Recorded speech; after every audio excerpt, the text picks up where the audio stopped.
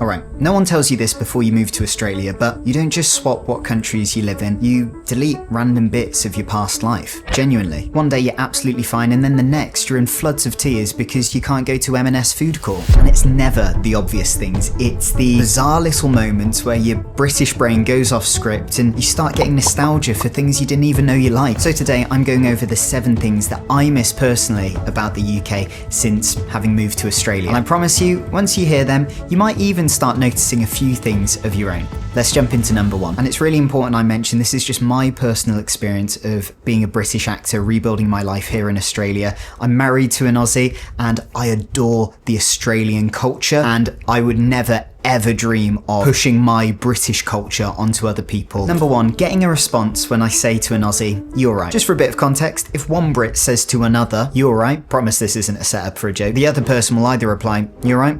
or they'll reply something like, "Yeah, you?" And it's basically our version of really quickly saying, "How are you?" Whereas when you do it to an Australian, you're met with radio silence and blank stares basically. And I didn't understand why this wasn't taken as a normal thing in Australia until I met my wife, who happens to be Aussie. And if I'd ask her, "You're right," you know, like on one of our first few dates, she'd give me a bit of a frown and she'd be like, yeah, why?" And eventually I asked her like, "Oh, do you guys not say that or something? Like, what's going on there?"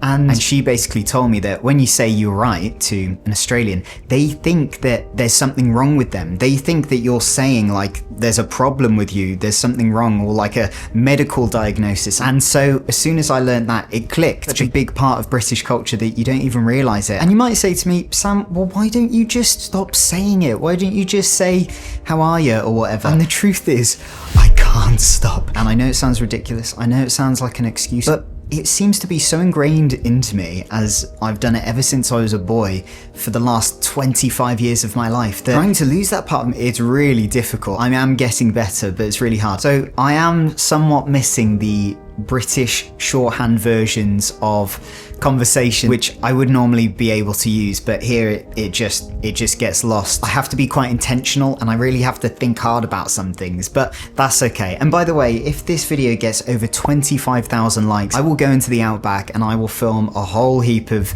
videos out there. But if you want to see me risk my life out there, make sure to hit that like button. Right, number 2, the British countryside. Imagine this, the rolling fields, that saturated green look, crisp, foggy air in the morning, and tons of sheep and cows. Oh my word, do I miss it. When I was back in the UK this August, I went to Cornwall and Devon with my family on a little vacation and going for a run up some of the countryside hills in Cornwall with all of the animals and the view of the seaside down below. Oh, it was beautiful. Now don't get me wrong, I adore the Australian countryside, especially the bushland. I run every morning and I'll go for a run in the bush near me and it's so beautiful. It smells gorgeous at this time of year in summer as well. But there's something very quaint about the UK countryside and how, if you're like me in Cheltenham, it's right on my doorstep and I can walk down our lane and I'm suddenly surrounded in complete British grass. Yes, I said it, British grass. It kind of smells and feels and tastes different. Tastes? Did I say I don't eat it. I don't.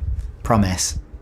And the British countryside, it feels very gentle. So gentle that if we had some of the storms we're getting in Queensland right now, oh my word, it would be obliterated. Whereas Australian countryside feels a little more hardy. And when you get these huge downpours of rain, here in Brisbane anyway, the grass just flourishes and it grows like what feels like the height of your head. So I am missing the UK countryside. It reminds me of my childhood and, you know, it reminds me of home comforts, as you probably expect with being born there. But I must say with these things, although I miss them quite a bit, you go through these waves of forgetting about them and then remembering them and missing them and then not even thinking about them for months and then remembering them again.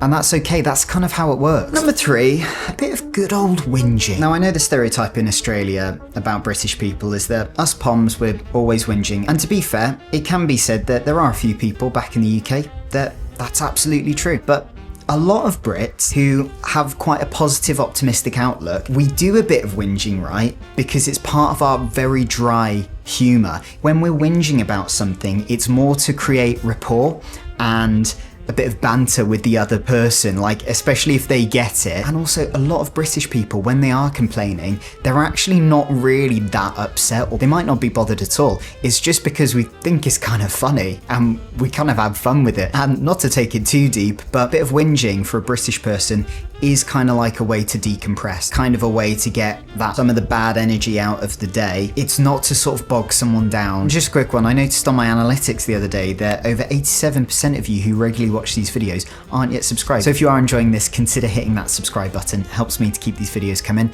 Let's get on to number 4. Easy flat runs. I know what you're gonna say. You're gonna say, Sam, this is so Brisbane centric, it's not even funny. Take it or leave it. As a lot of you know, I absolutely adore running. I run every day. I'm currently training for the Gold Coast Marathon, which I'm really excited about. So logging lots of miles out on the pavement is a big deal to me. In Cheltenham, it's an absolute breeze. Even peak of summer, Cheltenham is one of the flattest towns I've ever run in. Hardly any hills until you get into like Leckhampton. There's such a lack of humidity that you feel like you could run for miles, like it's easy. Whereas in Brisbane, the amount of hills, the humidity, it is my personal enemy. In the UK, it's like meditative landscape. I can just zone out and my feet just do the work. And next thing I know, I'm at home with a coffee in my hand watching Gavin and Stacey. In Australia, I'm fighting for my life. It is literally like this in Brisbane.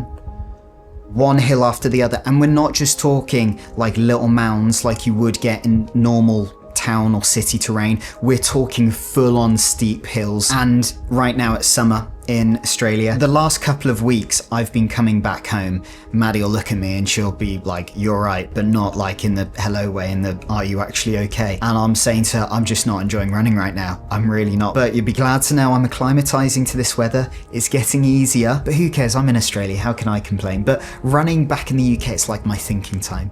Running here in Australia, I feel like I'm training for something big. Don't know what it is. It's more than a marathon, that's for sure. Number 5, my family. Everyone say, I feel like my British relatives, they don't get enough love on my channel because I talk about Australia and my Aussie relatives and my wife so much that I never talk about my mum and dad and my 2 brothers. And if you're watching this, I love you guys. Honestly, they've been my rock for my entire life, especially before I met Maddie. Wow, if this isn't a cliche speech about your family, I don't know what is. But I'm really feeling the distance a year and a half into living in Australia, even with the odd trip back, because I know that I'm spending most of my time here right now. And I know that I'm missing out on things. Honestly, you do put in your calendar, you know, an hour or 2 to catch up and FaceTime those relatives and those friends back in the UK, but life gets busy, and so you might go weeks without speaking to your relatives because you pass each other. Now, you might be much better at me than keeping in touch. The thing is, moving countries is really exciting, but as time passes, when you actually make the move and you celebrate the fact that you've done it, it gets tough, it gets a bit heavy. But this is kind of a note to myself and a note to you if you're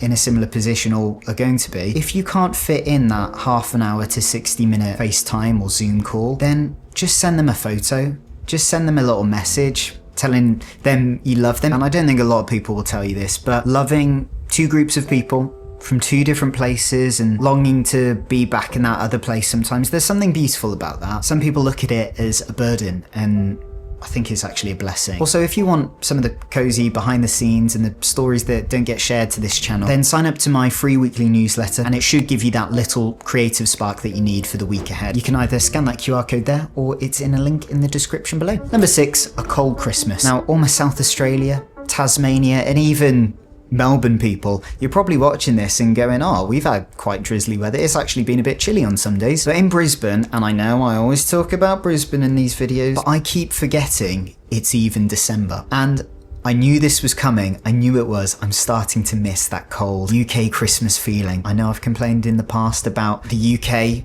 sunlight in wintertime is minimal. Sun comes up at around 8 and then it's down by 3. But before New Year's Eve hits, it does just feel very, very Christmassy, very exciting. You get to enjoy your Christmas lights outdoors more, and that bitter chill makes your coffee and your hot chocolate taste even better. Whereas in Brisbane, it's all gorgeous sunshine, mangoes, getting out into the summer Christmas markets is beautiful.